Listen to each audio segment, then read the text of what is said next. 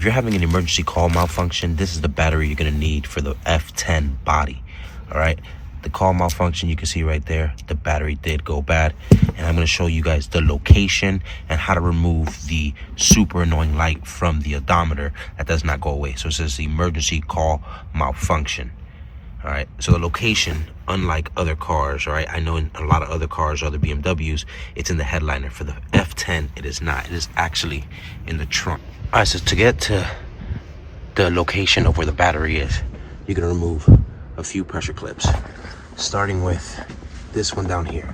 All right, this is holding the bracket in place to keep this upright and in center right here. You can then pull this one out right here. If yours is a hook, same thing. If it doesn't have the hook, still a pressure clip, same thing.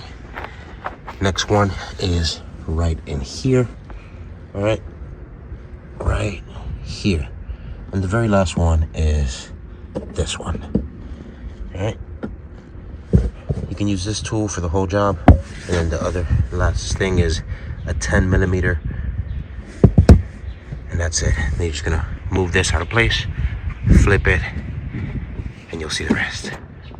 So this is the battery box. All right, so this is how it sits.